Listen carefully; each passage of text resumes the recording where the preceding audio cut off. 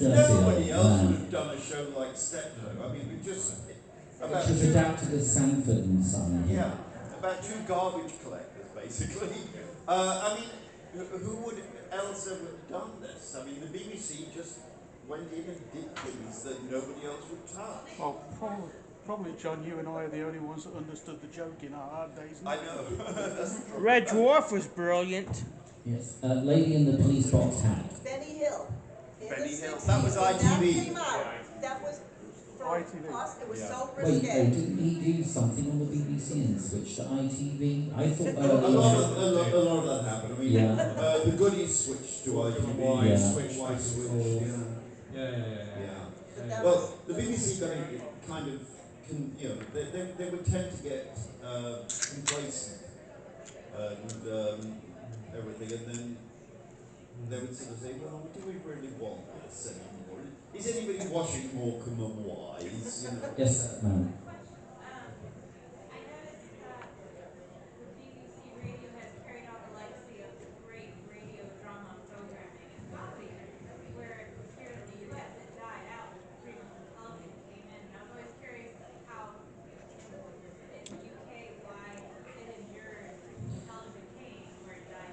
I think it's, just say, the reason it's enduring now is because the BBC have adapted, and like, you can get the app. If you don't already have it, I strongly recommend it, BBC Sounds. And I found this because they've just done a 10-part audio drama, Jodie Whittaker's Doctor Who.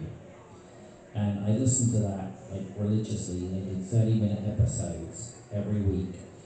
And I found BBC Sounds, and since then I've listened to David Tennant, we're not in a theatre so I can say it, David Tennant in Macbeth, fantastic.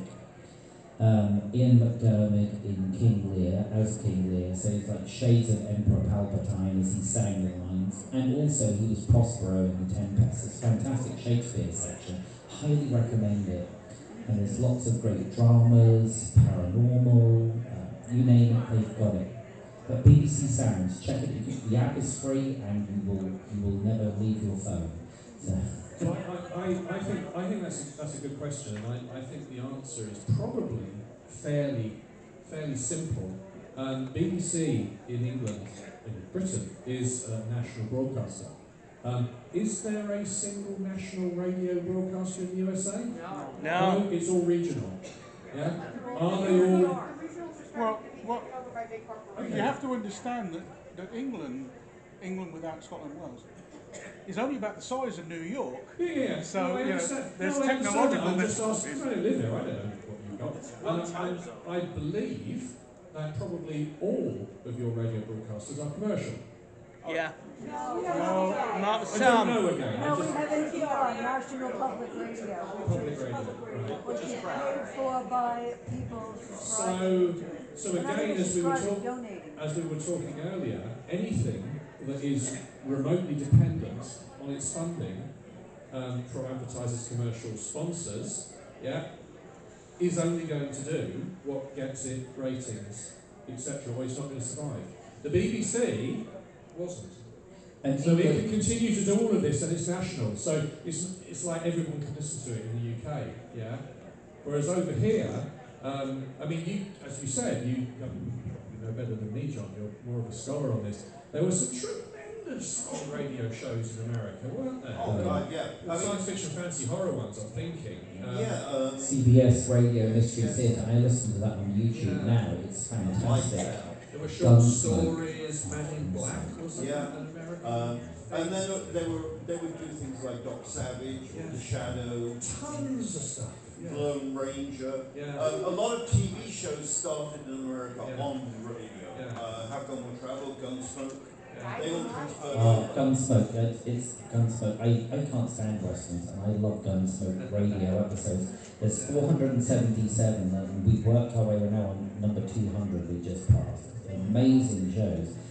So you said England's the size of New York, but it does have 65 to 70 million people compared with New York. So we're more condensed. We're crammed into one space like sardines. How many of those are literate? Sorry, but I think the answer is simply one of, over time, Radio stations found that producing drama was expensive because you need a lot of cast, you've got to pay them, you've got to do residuals, you've got to keep track of it, you've got to do all this kind of nonsense. Yeah? And doing, I don't know, a talk show is quite cheap. You don't have to pay anybody, and everyone's just there to plug their book, kind of thing. Yeah. And then once they started playing music, that kind of killed everything. Yeah. I mean, NPR still does occasional. I don't know about that, John, because they did The Lord of the Rings, The Hobbit, The Hitchhiker's Guide, were all done as radio plays in the 80s. Yeah. We've got a question at the back.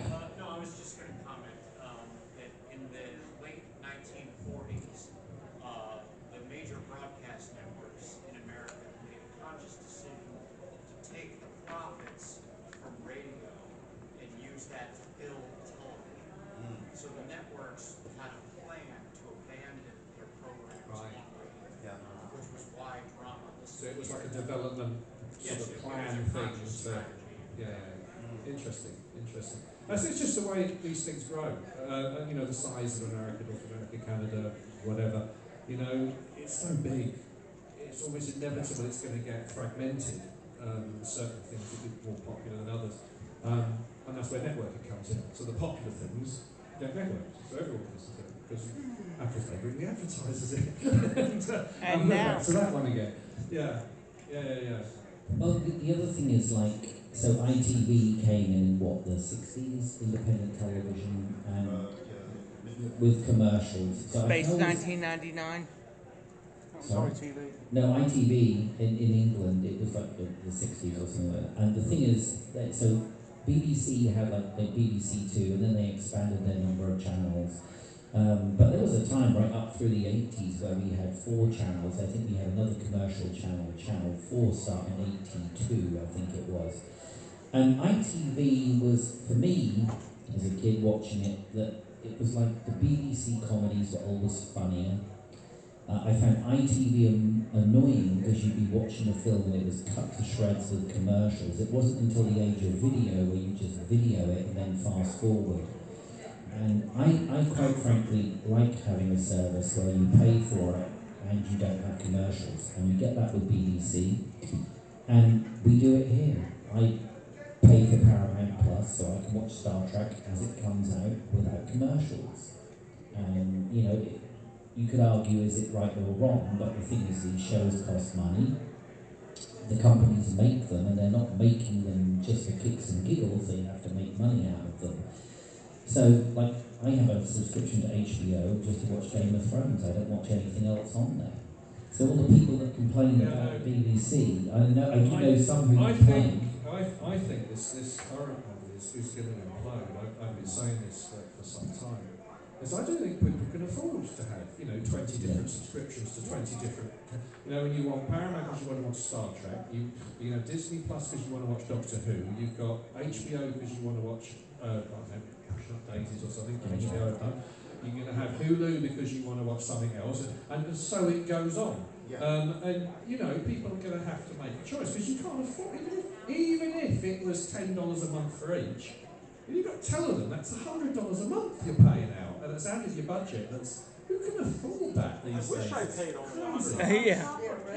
And your internet. Well, on Right. top That's of why I it, pay paying your cable You have and to your pay for food it. and your kids and your health insurance, you poor sods, and all of that stuff. It's just crazy, and I cannot see that this model is sustainable. Of all of these companies wanting to keep their own product on their own streaming channel, that somehow people will be able to afford to get in order to watch the shows. I can't see how that. It's much, much better if we had just Netflix and Prime, just to name 2, and they had all of it. The problem is that it isn't about. I'm not talking about commercials, I'm talking about the shows themselves, that you have to make a choice. And people are saying, maybe you do this, Edwin, I don't know, people are saying that they actually, they'll take out that one because they want to watch that, they'll binge it, then they'll drop that one, and then they'll take out that one because, and they'll hop around. I think we're really at the start of this. I mean, this has only been a few years. Yes. And in the next few years, what we're going to see is a lot of them either dropping out or merging. I think so. Lady next to Joanna, did you have a question? No, I said I do that. That's what I do. Oh yeah, no, I know a lot of people. Yes, you said The you. problem, there are two problems here because, as you say, people are like subbing up for different services. But Netflix is a case in point. It has reached saturation as one of the first. They're actually getting no new subscribers, Right. and they can't afford to completely do the show because it's a Ponzi scheme. Yes. Because you need more subscribers to fund what you already have. Yeah. Once you hit saturation, you've got to put commercials in. But what I find absolutely fascinating in that everything we've just been talking about, and I think I'm right, there is no BBC online service. And you think about it, the BBC's got this archive going back 100 years. If they actually put the effort in and digitised everything that they had in their archive, and you could subscribe to BBC Online, and you could view anything that they had from 1922 definitely. onwards, assuming it existed, of course. Anything Wouldn't but that be BBC America. brilliant? I mean, I think everybody would just be racing to get hold of that. Why aren't they doing that? Well, yeah. We had a question here. Just a little statement. That's why Disney is buying up all these IPs because they're going to gain all the programming under their belt. Yeah. So, a question here, and then you said. The BBC tried it with ITV, with BritBox here. It's Yeah. a $9 a month subscription. So it is I have sort BritBox. of, yeah. But the point I'm making is that they've got this archive, but they're making no effort to exploit it. I don't understand why in this day and age, there isn't somewhere I can go where I can watch, for example, every single Universal horror film that was ever made. Why can't I do that? Why isn't there a streaming service which allows me to do that? Why can't I go and watch, all of these classic films from the 70s, all of the nuclear films, them, and, you just can't. These things are lost unless you've got them on DVD. John, it's time for your commercial for Network. Yes, it is actually. In fact, all you have to do is look at some of the stuff that's been coming out on DVD and Blu-ray, especially from the BBC. I've got a version of Age of Kings. Sean Connery, pre-James Bond. I've got Terrence Rattigan plays. Sean Connery, pre-James Bond. Sean Connery, for God's sake, doing TV. Follow John on Facebook because he reviews these, and they're amazing reviews. I follow what John watches. But I think my point is that this stuff's out there, it's available. If it is, yeah. But there isn't, I long for, get rid of all this politics, get rid of all this. Where is our global cultural archive of films and television and radio, where you can go and you can stream? I mean, 90% of it's out of copyright, for God's sake. You don't have to pay anybody to be able to put stuff up there, because it's all out of copyright. Yeah. All that stuff is buried in Area 51. More than likely. You have a question now. You're talking about the archive, but wasn't the BBC famous for wiping out a lot of their archive? Yeah, Doctor Who the early years. That's why we're animating Doctor Who. That was because of videotape, and we don't have that anymore. So thank goodness most of it will not be wiped any further. But I mean, the BBC does have archives going a long way back. I subscribe to a magazine called BBC Music, and every month you get a great magazine plus a CD. And quite often these CDs are of classical performers from the 30s and 40s, recorded back then by the BBC and now digitized. They can do it, they're doing it, but they're doing it very rarely, very selectively. I mean, the BBC has been recording music since the 20s, which is 100 years worth of music. Yeah, astonishing. And I mean, we are talking probably millions of hours of classical music performed by classical composers. In many cases, they've got playing their own music. They've got Rachmaninoff and people like that playing the piano. Yeah, and you can't get at it. No. Because the BBC has it locked away. And this is what David's saying, there is so much stuff that could be available. It's not just the BBC. I mean, it's like all of these companies have got these great archives and stuff. Yeah, but the BBC especially, because they were the first and they did so much. Yes. I think it's a great shame. I do Yeah. think it's a great shame. I know. I've always been very supportive of them because the bottom line is they do Doctor Who, and I think that, you know, they don't always support the show, but at least under their care, nothing totally and completely crazy happens. Well, my favourite thing about Doctor Who in the BBC is, you know, they love the show so much that they kept all the paperwork and threw the show away.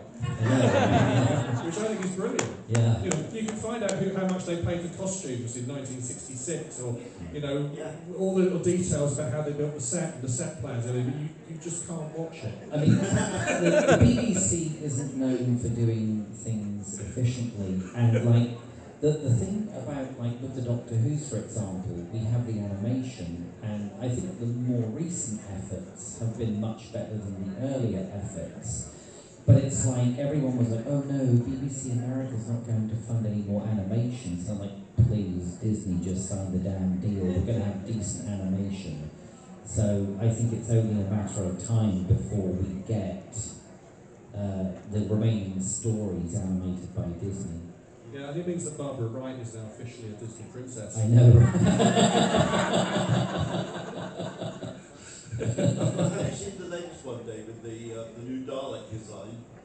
The new Dalek. It's got ears. Yeah, it's Mickey Mousey. Oh.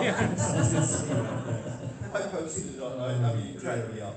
But yeah, but you know, we've got a good future. The BBC is still going. I think it is. I think as long as the politicians can keep their hands off and stop meddling for their own reasons, let it do what it does best. It's had 100 years practice, for goodness sake. They just got to out-survive this Tory government, which probably isn't going to be an issue. Well, mind you, they are dumb enough to vote them in again. So. In the world today, people seem daft enough to vote anybody into power, and I'll say no more. The night is young. As I say, we have to be really thankful that the BBC does exist and did exist, and that I mean, whilst they've wiped some episodes of shows that we would really have loved to watch, they kept the majority. Yeah. Which at least you can say that about them. I would like to know why they only wiped 2 episodes of The Underwater Menace. I was rather hoping they'd wipe all 4. But I mean, if you look at the same period on commercial TV in England, ATV and the others, a lot of their material was on videotape, and that's gone too. I mean, there's more of theirs gone than the BBC's. Yeah. There were shows that ran for hundreds of episodes that no longer exist.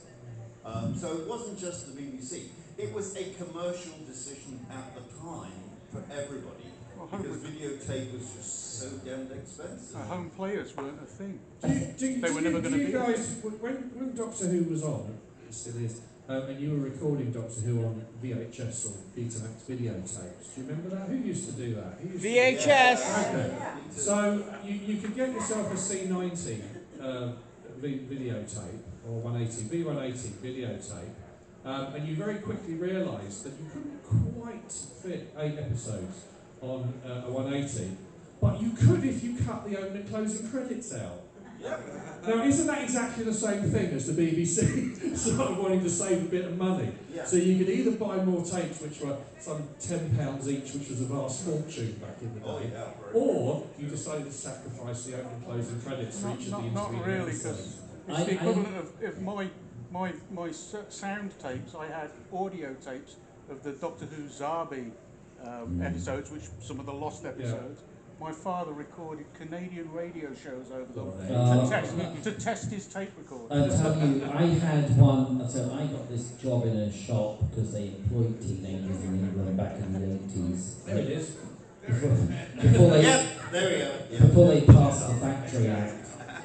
And I had to trust, I didn't want to do the timer recording, so I had to trust my dad recording it live. And I got home, Colin Baker's first full season had started. Attack of the Cybermen, episode 1, fantastic.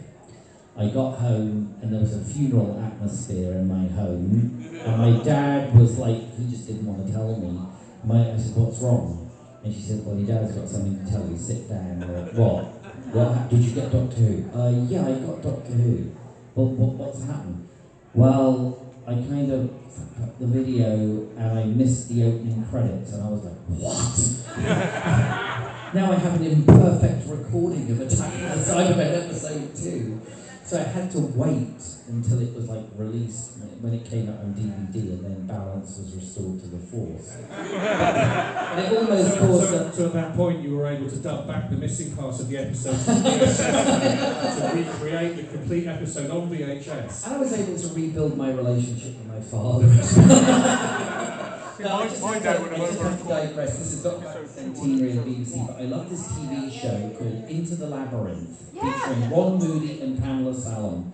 And I used to watch that, and it was by Bob Baker and Peter Graham Scott. Bob Baker, creator of K9, and who passed last year. And I watched this show, and for some reason I missed episode 3 of the first season.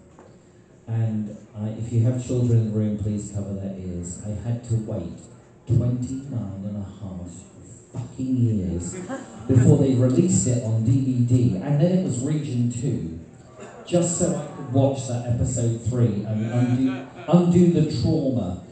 And it was a really good show. It's on YouTube, so if and network. And network, yes. John gets a royalty every time he says network. They're paying me for this. I tell you, I publicise them so much. But yeah. So we've got 10 minutes left. So how many of you, like, it's an obvious question, but how many of you love the BBC? And raise your hand in its way, shape and form. Yeah. So I mean, it's unique. I think the one thing it represents is consistency and comfort. The reason why it survived all these years is because people, my grandmother's generation, they used to watch these shows, the comedies, the soap operas. They were their companions, their friends. Many lonely people tune into the radio shows, and the long-running Archers. But George Terry Malloy, he featured him, he's still going. Yeah, it's the longest-running radio soap that I'm aware of. And it's like, you know, it's phenomenal. It represents consistency and comfort. This is why a lot of people, not necessarily my opinion, but one of the things I've heard is the monarchy and the Queen until recently represent consistency. And it's like they're always there, the universal constant, and it's the same with the BBC. So if it ever went away and Britain was just left with commercial stations, I think it would be a real tragedy. It would be much poorer for it. It would be. Much poorer, because I think, as we said right at the top of the hour, because the BBC doesn't have to pander to commercial concerns, it can produce things that may not be popular, but are necessary to be produced. You know, like our David Attenborough series and all of that, which, you know, they are popular, but they're also, you know, culturally important and significant. And the BBC's always done that. It's always, you know, gone places that other companies would fear to tread, you know. And I think that's important. And I would hate to see that stop. Even if personally I'm not interested in those shows, or not interested, it doesn't matter. You know, the fact that they're doing them is great. Children's programming. They're children's programming. Like when I was growing up as a kid, there was many disturbing television programs that I absolutely adored. The Wombles, the Clangers. It was just fantastic television. Mr. Ben. I mean, Mr. Ben